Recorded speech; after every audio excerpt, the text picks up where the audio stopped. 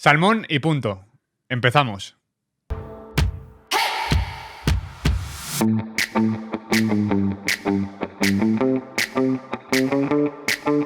Hoy tenemos con nosotros a Carmen, abogada especializada en Derecho Marítimo y residente en Oslo. Bienvenida, Carmen. Muchas gracias, Álvaro. Gracias por invitarme a tu podcast. Soy fan total y nada, a ver qué tal. Muchas gracias a ti por venir. La verdad es que tienes un perfil súper interesante y de momento creo que los invitados tenían perfiles bastante técnicos o relacionados con el ámbito científico. Entonces, me gusta que podamos aportar también variedad A ver qué tal. en el podcast. Y bueno, antes de la primera pregunta, quería invitar a la gente a que se suscribiese en YouTube, que nos siguiese en Spotify o en cualquiera de las otras plataformas en las que estamos presentes, que nos dais mucho apoyo. Primera pregunta, simplemente quería saber cuánto tiempo llevas residiendo en Oslo, en Noruega, y por qué decidiste emigrar. Vale, pues nada, llegué en abril de 2022, o sea que no hace 2 años todavía, un año y 9 meses o así. Y nada, decidí emigrar porque yo vivía en Madrid, trabajaba en Madrid, tenía vida estable con mi pisito, mi pareja, todo normal. Y como que me entró un poco de crisis existencial de decir, esto es todo, ya está, me voy a sentar aquí. Entonces nada, pues como que empecé a darle vueltas. Y bueno, ya lo contaré después, pero yo estudié aquí un máster hace años. Entonces dije, ay, pues en realidad Noruega es un sitio que me encaja, Oslo en concreto, para trabajar, porque mi sector es una ciudad muy importante, y luego también porque calidad de vida, pues bueno, ya sabes que se vive muy bien, entonces era como un buen balance. Uh-huh. Y eso. ¿Qué estudiaste en España? ¿Derecho? Estudié Derecho en Madrid, hice un año de Erasmus en Finlandia y luego estudié un máster de acceso a la abogacía, que es un poco obligatorio en España si quieres ejercer, en Barcelona. Y luego vine años después aquí a Oslo a estudiar un máster de Derecho Marítimo, que es mi especialidad. Uh-huh. O sea que te tiraban ya los países escandinavos, ¿no? Sí. Uh-huh. ¿De qué ejerces? En pocas palabras. Bueno, yo trabajo aquí en Oslo, trabajo en una aseguradora de Derecho Marítimo, que al final todos los barcos que navegan alrededor del mundo necesitan un seguro de el casco y máquina, que se llama, que es como el del coche, el seguro del coche, digamos, ¿vale? Pues el seguro de los barcos, y luego necesitan un seguro de responsabilidad civil a terceros, digamos, por cualquier incidente que pueda pasar.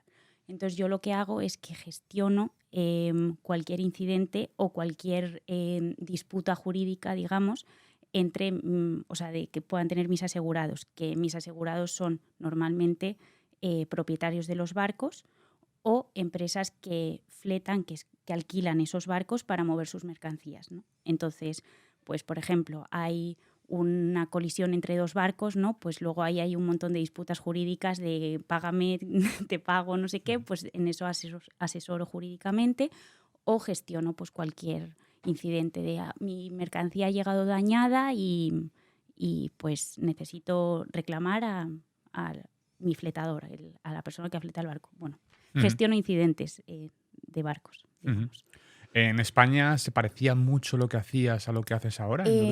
La verdad que nada. Bueno, está relacionado porque estaba trabajando también dentro del mundo marítimo, pero yo no trabajaba en ninguna aseguradora. Entonces, primero empecé trabajando en un despacho de Derecho Marítimo y hacía trabajo de abogada, pero dentro de este sector, pero de juicios, demandas, etcétera. Y luego trabajé en una petrolera en la que llevaba los contratos de fletamento, es decir, de alquiler de barcos, pues negociaba las cláusulas y también negociaba como la compra y venta pues de crudo, de cualquier derivado del petróleo. Entonces, en ese sentido, mi trabajo aquí en Noruega pues no era un poco el mismo que el que hacía en España. ¿Fue difícil el cambio desde el punto de vista laboral? Bueno, me tuve que adaptar un poco, ya por lo que te digo, de que me cambiaba un poco de sector dentro del marítimo, pero ya en mundo aseguradora, que en ese sentido cambia un poco, entonces ahí sí que me tuve que adaptar con ciertas cosas y luego me tuve que adaptar a la forma de trabajar aquí, que bueno, es bastante diferente, como mucho más pausada. Yo venía como con mi ambición española un poco de, en plan, trabajo, y de repente pues llegar aquí y ver que a las 4 en la oficina no quedaba nadie o que la gente es como mucho menos proactiva. En ese sentido sí que sentía como ciertas diferencias o dificultades, pero bueno, poco a poco. Ujú. Justo te iba a preguntar que cómo te adaptaste a ese cambio en cuanto a condiciones laborales, porque entiendo que, bueno, como en muchos ámbitos profesionales, Mm. viste un cambio notable en cuanto a, pues, tema de horarios o a lo mejor temas de presión laboral o de relación con los compañeros. Sí, o bueno, total, o sea, creo que has hecho un poco un resumen. El horario, o sea, en España mi sector es bastante, o sea, eres bastante esclavo, digamos, porque al final pues los barcos se están moviendo por todo el mundo a cualquier hora, ¿no? Entonces, pues tienes un incidente a las 3 de la mañana, pues te tienes que levantar y gestionarlo, ¿no? Entonces, bueno, como que en España sentía mucha más presión en ese sentido.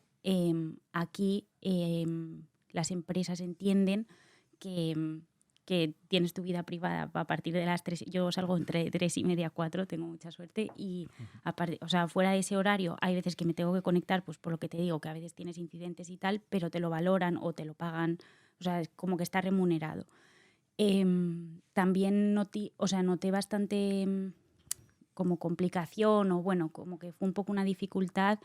Bueno, no una dificultad, una diferencia, voy a llamarlo así, la horizontalidad que hay aquí. En España es como que, bueno, precisamente el mundo de la abogacía es un sector muy serio, donde hay mucha jerarquía, donde la gente es como muy seria, trajeada, etcétera, y en cambio aquí es todo mucho más chill, mucho más, no sé, pues ves a tu jefe llegando con ropa de bicicleta, el casco puesto, o sea, como mucho más loco y menos serio, ¿no? Entonces, eso fue un impacto, no fue una dificultad, pero sí que fue como una diferencia que me chocaba bastante, ahora ya me acostumbro. Y luego con tema compañeros también, o sea, como, bueno, a ver, tengo suerte de que aquí he trabajado en 2 empresas, o sea, me he cambiado de trabajo ahora recientemente y en los 2 sitios hay mucha gente internacional. O sea, de hecho la minoría, digamos, en mi trabajo actual son los noruegos, o sea, casi todo el mundo es gente de fuera. Entonces eso te hace más fácil al final la relación con los compañeros porque es gente muy abierta, que también ha emigrado, entonces que está en la misma situación que tú, que está, pues no sé, como con ganas de salir a tomar una cerveza, de hacer amigos, de socializar. Pero, por ejemplo, en la empresa anterior sí que me pasaba que era un ambiente bastante noruego, con excepcionalidades de gente extranjera, pero eran casi todos noruegos y ahí sí que era como el tema idioma un poco barrera, porque al final notabas que hacían un poco grupito de gente hablando noruego y tú te quedas un poco excluido. Entonces eso, o sea, incluso a día de hoy cuando me pasa, pues te sientes un poco excluido, ¿no? O como poco adaptado, pero bueno. ¿Tuviste que adaptarte al sistema legal noruego de alguna forma, estudiar aquí leyes del país o es muy internacional todo? Es muy internacional, o sea, al final puedes trabajar en cualquier parte del mundo, da igual de qué jurisdicción venga. O sea, por ejemplo, yo que estudié Derecho en España, pero da igual un poco tu background, que si sabes derecho inglés, un poco, o sea, el derecho inglés es la base del derecho marítimo, ¿vale? O sea, todos los contratos que se negocian están basados en ley inglesa. Entonces, al final da un poco igual que yo sea una española, por ejemplo, trabajando en Oslo. ¿Por qué? Porque todo lo que el centro de mi trabajo se basa en derecho inglés. Cuando yo estudié aquí el máster, sí que es verdad que di un poco de ley, ¿no? O sea, como que estudié el código marítimo noruego, digamos, pero que al final es igual que el español, o sea, está todo muy homogeneizado y luego se aplican leyes internacionales en todo, entonces da igual que sí, en ese sentido no tengo que, en mi día a día nunca tengo que aplicar ley noruega y cuando tengo que hacerlo contrato a abogados para que me asesoren y ya está. Ujú.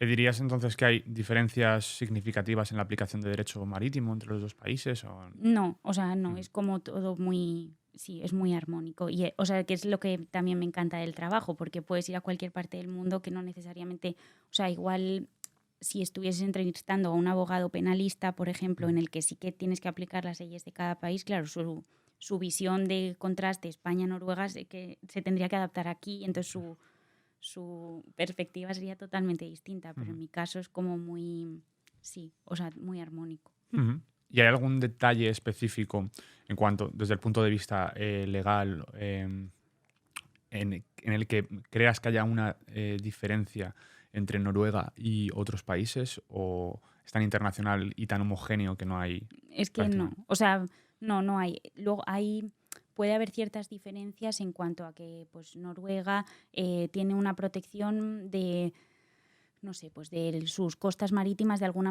manera o restricciones en la pesca o tal, pero es que eso no afecta a mi trabajo. Ujú, Entonces, en realidad yo en mi día a día no. ujú. Ujú.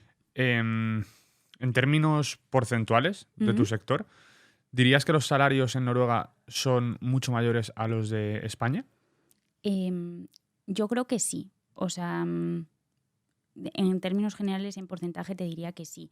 De hecho, por ejemplo, yo me acuerdo, o sea, cuando empecé a trabajar en España, que empecé en el despacho y estuve pues más de un año, un tiempo largo sin cobrar, y eso que estaba en Barcelona, que a mis padres les salía caro que yo, que yo estuviese fuera de casa, ¿sabes?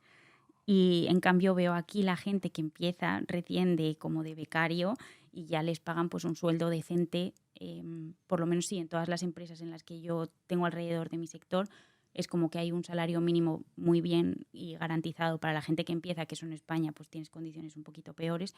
Y luego en función, o sea, cuando ya vas adquiriendo experiencia y te vas desarrollando un poco, o sea, sí, yo sí que siento que aquí, o sea, está mucho mejor pagado. Que luego también, que es lo que también he escuchado que comentaban otros invitados en el podcast, que al final aquí es todo mucho más caro. Entonces, bueno, que aunque ganes más del doble, también aquí pues tu alquiler es más del doble, todos los Ujú, gastos son mucho mayores, ¿no? Pero creo que la capacidad de ahorro, que al final es lo importante, creo que sí que es mayor aquí. ujú. O sea, que se replica lo que decían otros invitados Mm, de que el incremento es superior al doble, o sea, 2, sí. algo veces. Ujú, Sí. ujú, Y luego también creo que aquí, o sea, ya no es solo la remuneración económica, o sea, tu salario en sí o el bonus que puedas tener a final de año, que es bastante corriente en mi sector, sino que luego también, pues eso, tienes, por ejemplo, guardias en las que te pagan súper bien si coges como un teléfono de guardia fuera de las horas de trabajo, o sea, como que tienes muchos extras. O, por ejemplo, en mi empresa te dan 60 euros al mes para deporte, te pagan el internet de casa, te pagan... no sé, es que ahora te pagan tantas cosas que ya sé. ujú, El transporte, o sea, como que ujú. luego aparte de tu sueldo tienes muchísimos extras, ¿El o transporte también? sí, o la cantina, por Ujú, ejemplo, que tenemos, yo qué sé, por 20 euros al mes tienes comida todo el mes rica, calentita. Entonces, quiero decir que al final son no solo el salario que sea más, sino el resto de condiciones que ujú. también o sea, influyen mucho. Ujú. Una pregunta, al margen del trabajo puramente en despacho, Ujú. ¿tienes o has tenido que hacer en tu etapa en Noruega algún tipo de viaje en algún barco o has tenido alguna experiencia un poco más cercana al mar? No, pero estoy luchando para que sí. Ujú, Sí, uno de mis sueños, digamos, es como enrolarme en un barco unos mesecillos y aprender, porque al final lo que pasa es que yo trabajo con barcos todo el día y con cosas a veces súper técnicas que tienen un problema un barco, pues de que no se le puede cerrar la bodega del barco donde se carga, pues que no se le puede cerrar las puertas, digamos, o que tiene un problema en la máquina, o que tiene no sé qué. Y yo no sé nada técnico. Entonces, al final es lo que siempre le estoy diciendo a mis jefes, de necesito ir, o sea, aunque sea, vale, no te digo unos meses, que sería mi sueño, pero estar un tiempo en un barco y ver las cosas prácticas, porque no sé, no lo sé. ujú. Ujú. Desde mi punto de vista, desde el punto de vista de alguien que no tiene conocimientos del sector, puede percibir desde fuera que a lo mejor por las actividades económicas del país relacionadas con el crudo Mm. o con la pesca, Noruega es un país activo en cuanto a actividad marítima. ¿Es así? ¿Tú lo Sí, percibes? sí, sí, muchísimo. O sea, que hay muchos armadores muy potentes. O sea, armadores son propietarios de barcos. O sea, empresas que tienen como una flota, digamos, que son súper potentes en el mercado internacional. Luego tienen muchas empresas que exportan, o sea, bueno, sobre todo crudo, o sea, dedicadas a la industria petrolera, o empresas de ingeniería, por ejemplo, de extracción de petróleo, o sea, que diseñan, bueno, artefactillos y cosas para extraer el petróleo, muy potentes, súper potentes. Entonces, o sea, sí, o en el salmón, o sea, como las granjas de salmón o de bacalao, o sea, como que tienen mucha industria que luego está relacionada con el marítimo, sí. Ujú, Y vive muchísima gente, o sea, ya no solo en oficina, como puedo decir, o sea, como puedo vivir yo, de aseguradoras, armadores o gente petroleras, digamos, sino también gente que luego trabaja en las plataformas. O sea, que hay muchísima gente que trabaja en plataformas petrolíferas noruegos, cuando eso en España no es nada típico. Sí. También desde mi punto de vista, ya conozco a varias personas que me han dicho que que trabajan en el sector de la ingeniería relacionada de alguna forma con los barcos o astilleros y que han ido por cuestiones de trabajo o incluso estando allí en Bergen, he conocido en un hotel a un grupo de españoles que trabajaba también en temas marítimos, de barcos. ¿Cuál es el punto neurálgico de Noruega en relación al mar? ¿Dirías que es Bergen o es solo la percepción que tengo yo? Pues mira, te diría que Stavanger, porque ahí hay muchísimas oficinas de empresas que se dedican al petróleo que no son noruegas, incluso. O sea, en Bergen sí que hay industria, pero bueno, sí que hay, pero no, te diría que más en Stavanger incluso, o luego Oslo, que es el centro al final como de empresarial de Noruega. O sea, en Oslo y Stavanger, y luego Bergen sí tiene algunas potentes, pero bueno.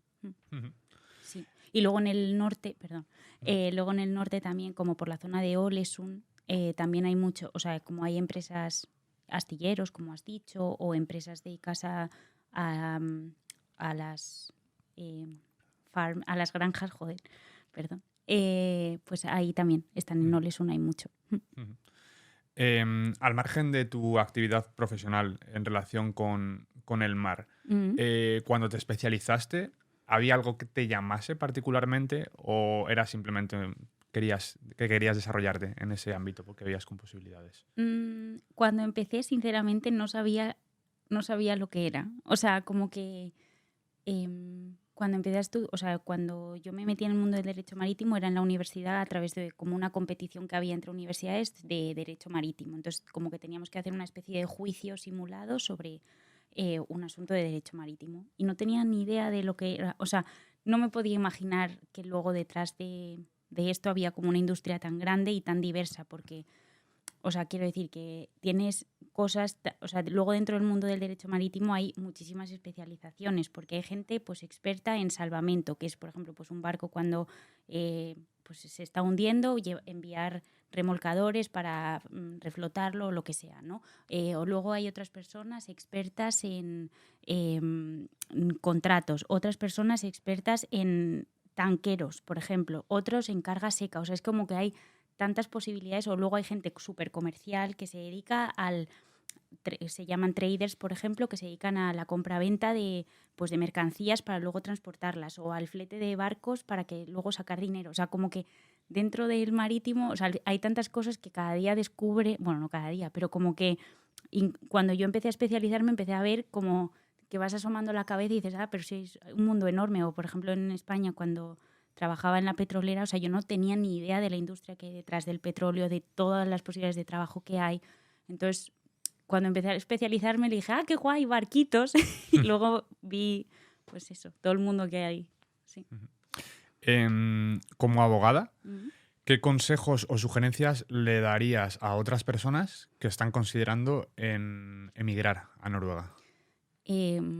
Yo de consejo diría que viniesen, o sea, yo lo recomendaría en general, pero recomendaría, si eres una persona que está estudiando todavía derecho, por ejemplo, y te apetece especializarte en esto, recomendaría 100% hacer un máster fuera, porque creo que eso te abre muchísimas puertas. O sea, que hay másteres de marítimo muy buenos en España, pero creo que el hacerlo fuera te abre también un mundo de contactos, de posibilidades, te acostumbras a que tu mente esté pensando en inglés, que es o sea, al final es un sector donde todo va a ser en inglés siempre. O sea, se da por descontado que tienes que hablar muy bien. Entonces, creo que el salir fuera ya te abre muchas puertas porque te ven con una persona que se atreve, ¿no? Entonces, recomendaría muchísimo eso. Tanto, por ejemplo, hacer un máster en el mundo marítimo en Inglaterra es muy conocido, o venir aquí a Oslo, que la universidad está muy bien, es muy buena. Bueno, yo estudié aquí. Entonces, recomendaría salir, porque al final, bueno, ya no solo para lo profesional, que luego creo que te abre puertas, sino también a nivel personal. O sea, yo creo que cuando sales de tu casa en general, pues se te abre un mundo de posibilidades. O sea, al final, yo qué sé, dejas de mirar así para que de repente se te amplíe el objetivo muchísimo, ¿no? Y te aporta, pues eso, conocer a gente totalmente distinta a ti, que no vas a conocer nunca en España, a enfrentarte a la soledad, enfrentarte a un montón de cosas que ya a nivel personal te llenan tanto que, no sé, yo creo que es un crecimiento siempre muy, muy positivo. Irte fuera, probar, si no te gusta, pues vuelves o cambias de sitio, pero intentar salir, eso siempre. Luego también, por ejemplo, yo cuando estaba buscando trabajo desde España para venir aquí, al final lo encontré gracias a un contacto que había hecho cuando estabas aquí estudiando, ¿no? Entonces, que cuando estés estudiando aproveches esa oportunidad que al principio igual te puede dar vergüenza o te puede dar un poco de pereza de hablar con la gente, ¿no? O sea, de tener a un profesor y contactarle y de, no sé, como ser muy proactivo, porque luego la gente luego te puede sorprender la de puertas que te puede abrir haber hablado con esa persona o... Sí, no sé, como estar abierto al mundo, ¿no? Creo que eso es muy importante porque además es que este sector es muy de boca a boca, es muy de confianza, o sea, no sé, es un sector en el que la gente se conoce, al final es muy pequeño, dentro de que es enorme, es muy pequeño y todo el mundo se conoce, entonces tú tienes que intentar meter la cabeza, intentar preguntar, conocer a gente, estar como muy activo. Sí. Entonces mi recomendación, por resumir, es estudiar fuera, hacer cosas fuera, trabajar fuera y estar abierto a personas. Desde el punto de vista más técnico Ujú. de esa mudanza profesional, ¿hay algo que debas convalidar, algún título o en tu caso no hizo falta? No hace falta. No, a ver, solo hace falta, o sea, quiero decir, no hace falta. Si tú quieres como darle un plus a tu perfil dentro del mundo de derecho marítimo, es muy recomendable como sacarte el título de abogado inglés, que lo puedes hacer desde Noruega, si quieres, o sea, es al final pasar un examen. Pero que, como he dicho antes, como casi todo está basado en ley inglesa, si tú tienes ese plus de conocimiento de solicitor, se llama, como de abogado cualificado inglés, pues como que las empresas te valoran muchísimo, encuentras trabajo súper rápido porque es un sector donde hay mucho trabajo, mucha oferta de trabajo y bien en general muy bien remunerado. Entonces, si tienes ese plus, va a ser más fácil o te van a querer más. Pero bueno, dentro de eso no necesitas convalidar nada. O sea, una persona, un abogado en España puede venir mañana, si quiere, aquí, a cualquier sitio. ¿Fueron difíciles tus primeros meses aquí? ¿Dirías que tuviste muchas dificultades cuando llegaste? Pues mira, los primeros meses no, pero las 2 primeras semanas fueron súper duras. Y eso que yo ya había vivido aquí, pero me encerraba en casa. O sea, como que no me atrevía a salir de casa, me daba vergüenza todo, me daba vergüenza como ir al supermercado y que me hablaran, coger el metro, o sea, y eso que yo ya he vivido fuera, o sea, como que en general siento que soy una persona abierta al mundo, pues llegué aquí, me metí en casa con mis muebles y todo de la mudanza y o sea, las 2 primeras semanas que estaba aquí sola no me atrevía a salir. O sea, ese periodo sí que fue duro, pero luego ya muy bien. Vale. ¿Qué fue lo que más te impactó al llegar? A ver, o sea, me impactó mucho como el silencio y la calma. Como que aquí vas por la calle y, no sé, como coges el metro y es como todo muy pausado, muy silencioso, que incluso ahora a veces vuelvo a España y necesito un día de adaptación al ruido, al caos, a los semáforos. Aquí todo es eléctrico, todo el mundo va como callado, con calma, no sé, sin estrés. Entonces eso me impactó, que me encanta, pero al principio era como, ay Dios mío, o cuando venía mi familia a visitarme yo estaba todo el rato, shh, callar que la gente nos mira, ¿sabes? Entonces eso me impactó. Luego también, por ejemplo, cuando sacan a los bebés a la calle, leí en los carritos que una vez estaba en un restaurante japonés, bueno, esto da igual, pero bueno, estaba en un restaurante japonés y había un grupo de chicos jóvenes, todos con sus bebés, en la calle los bebés y ellos dentro del restaurante ahí en el calor en pleno invierno. Digo, ¿esta gente? No sé. O sea, entonces, sí, eso me impactó. ¿Cómo te adaptaste a la vida social y a hacer amigos en Noruega? Pues es que he tenido suerte de que en el trabajo, como hay gente así bastante internacional y tal, pues así, o sea, todos mis amigos son a través del trabajo siempre. La verdad que no me he esforzado mucho, digamos, o no le he puesto mucha intención a conocer gente fuera. Entonces, bueno, eso, tarea pendiente. Sí. Vale. ¿Cuáles son algunas de las costumbres noruegas que más te llamaron la atención cuando emigraste? Em, pues, por ejemplo, el hecho de ver a mi jefe llegando a la oficina, em, pues vestido como de bicicleta o con los esquís en el metro, ¿sabes? O sea, como la gente yendo al trabajo en modo deporte. Eso me impacta, no sé, como que pienso que es una diferencia cultural muy heavy. Luego también la gente que está súper en contacto con la naturaleza en su día a día, ¿no? O sea, como que en su día a día pues hacen quedadas para ir a caminar o salen a correr o no sé, como que están muy involucrados en hacer cosas al exterior, o sea, en el exterior o haciendo actividades en la naturaleza. Entonces eso me... Ujú. ¿Cuál es tu lugar favorito en Noruega y por qué? Pues de lo que he visitado, te diría que las Islas Lofoten están ahí en mi top 5 por lo menos, que además tuvimos suerte de ver orcas y no sé, es como que te sientes súper pequeño en unas montañas enormes en medio de la naturaleza, o sea, es un paisaje tan espectacular y tan único, o sea, como que podrías haber estado en muchos otros sitios, pero es como que, no sé, el pasar de estar en nivel del mar a de repente a 1000 metros de altura, o sea, no sé, es como muy loco, muy loco. Entonces, Lofoten, luego la zona de los fiordos es muy noruega, muy bonito, tipo Trolltunga, Preikestolen, como que ves la naturaleza vasta de Noruega. Entonces, sí, tanto fiordo, Lofoten y luego, por ejemplo, me gustó muchísimo Jotunheimen, que es un parque nacional, que hay como una ruta muy conocida que se llama Vesegen, que también espectacular, dura de narices, pero muy bonita. Sí. ¿Qué crees que es lo mejor de vivir en Noruega?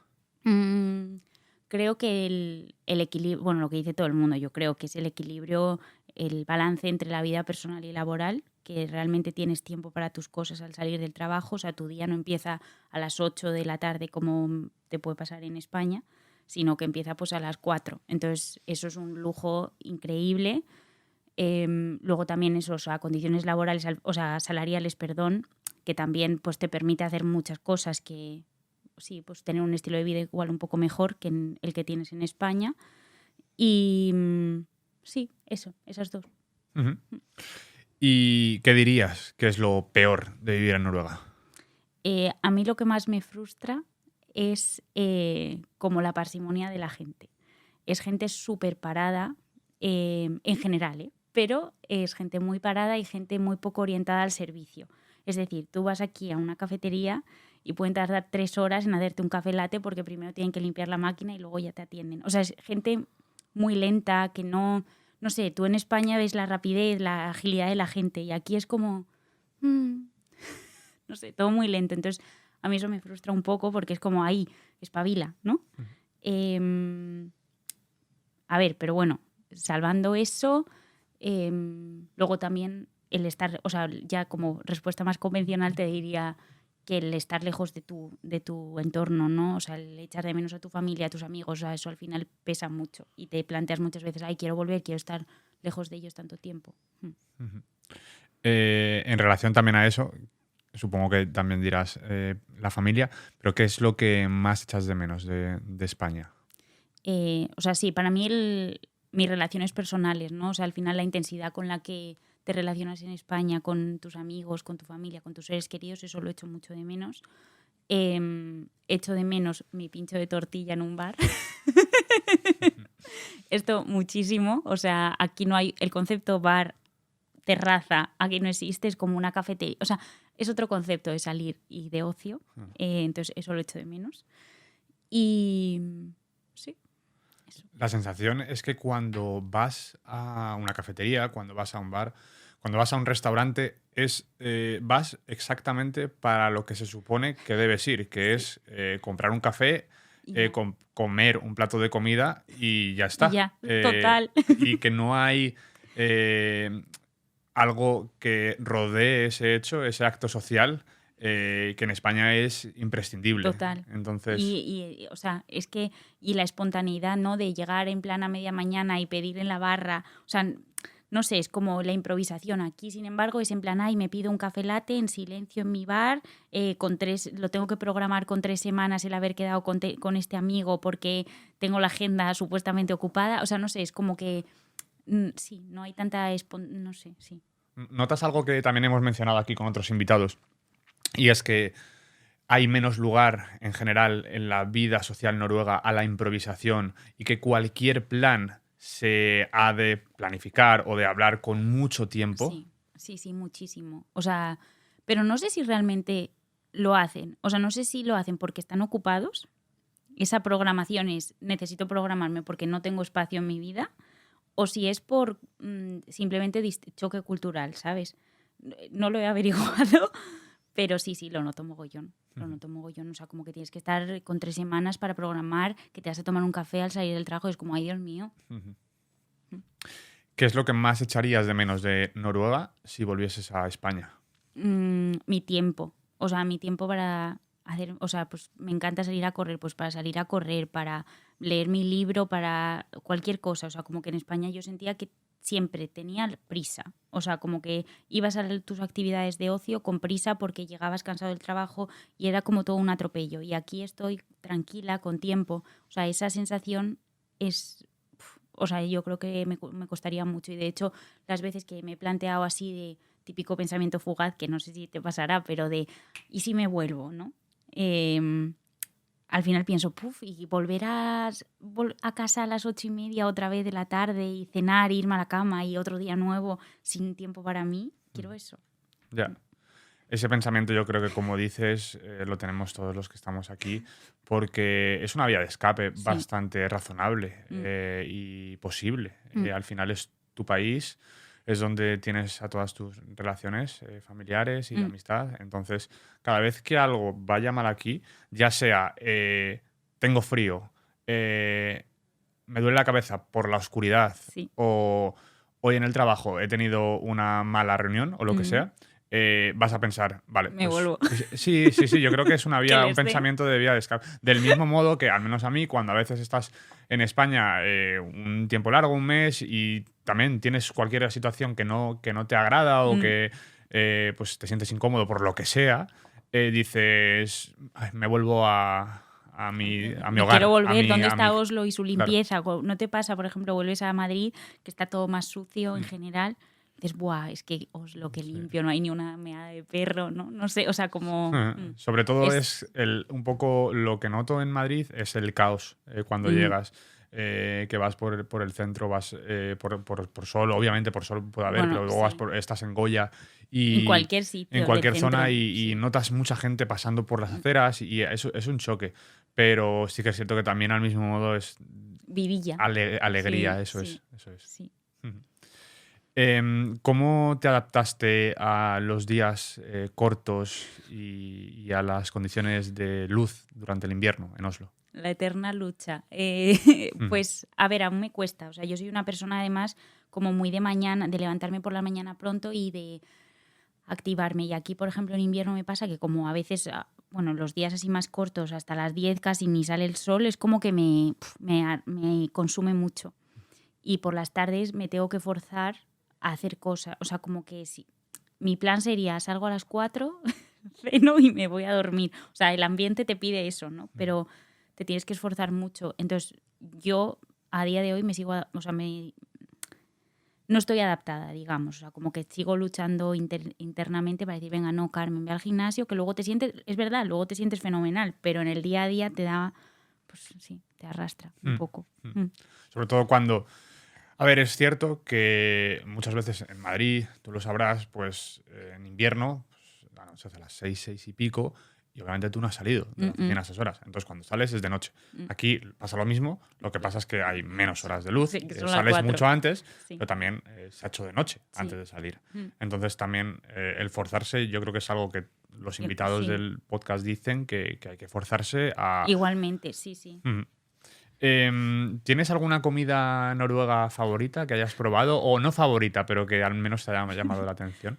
A ver, es que la gastronomía noruega no brilla, o sea, no es espléndida, digamos. Lo que más me gusta son los bollitos de canela y ni siquiera sé si son noruegos, creo que son suecos. O sea que es que no tienen mucha cosa, porque además, bueno, tienen el salmón, sí, vale, pero que eso también en realidad lo hacemos en España bien rico. Y luego tienen, bueno, reno, ballena, no sé qué, pero que yo no como carne, entonces al final el bollito de canela. Claro, te iba a decir que además justo los platos tradicionales de Navidad también pues eso, son Pinechot, el ribe y... Sí. De hecho es que, bueno, si me puedo enrollar un poco, en la comida de Navidad del trabajo del año pasado había Pinechot, o sea, las costillas del cordero. Y claro, a los vegetarianos nos pusieron una coliflor.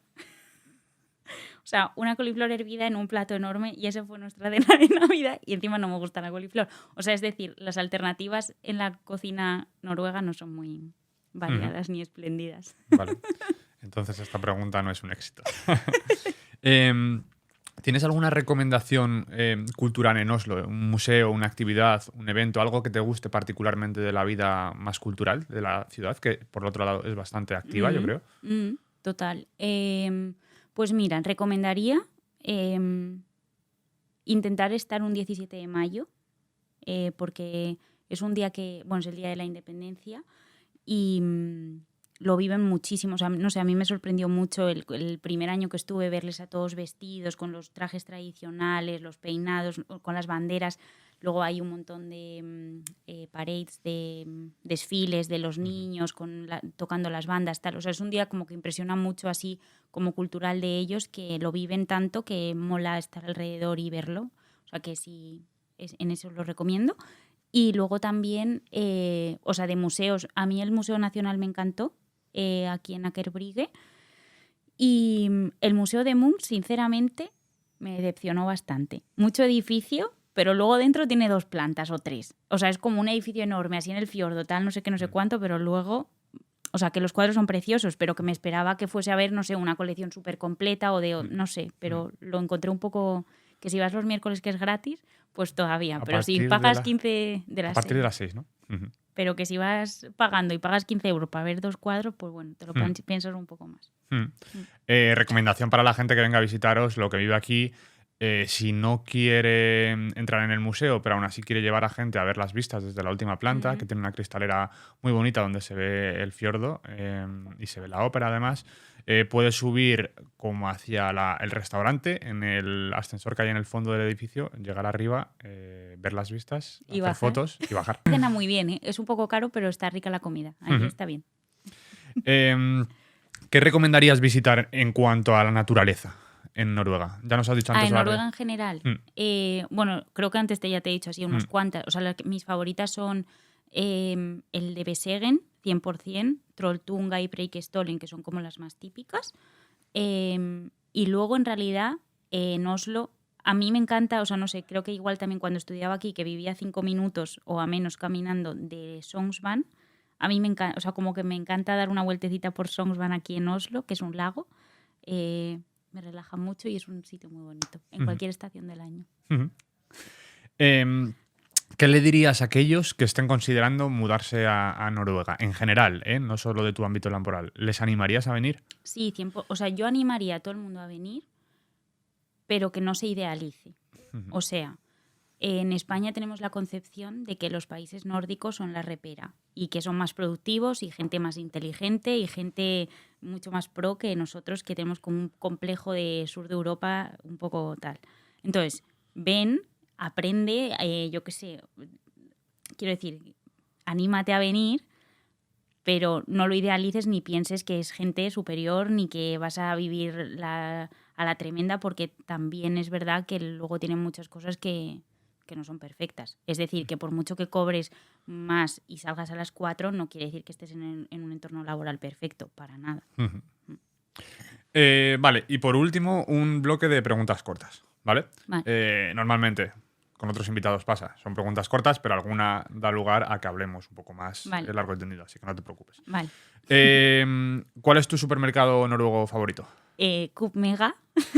Lo que pasa que es muy caro. O sea, bueno, siento que es más caro que cualquier otro así más... Pero Coop Mega. ¿Por la variedad? Sí. Ujú. Porque por lo menos tienes productos frescos, que es que en Rema y en todos en Kiwi tienes que comprar todo envasado. Entonces, bueno.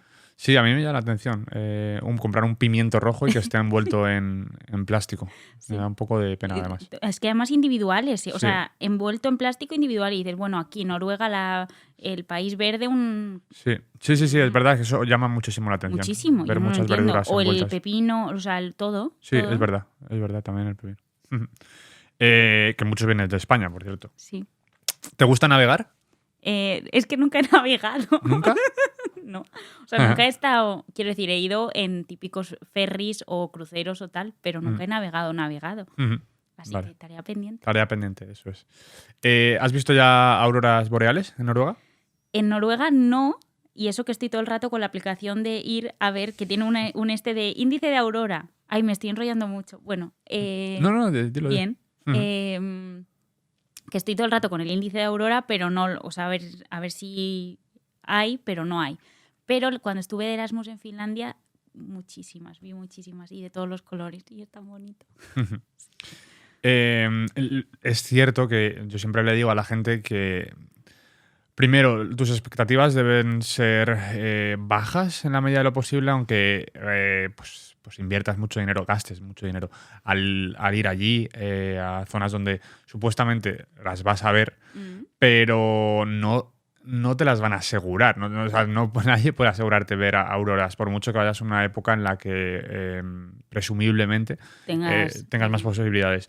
Pero luego también, a nivel fotográfico, se visten más, se ven mucho mejor Es en las un fotos fake. y en los vídeos que una vez allí. Es cierto que impresiona.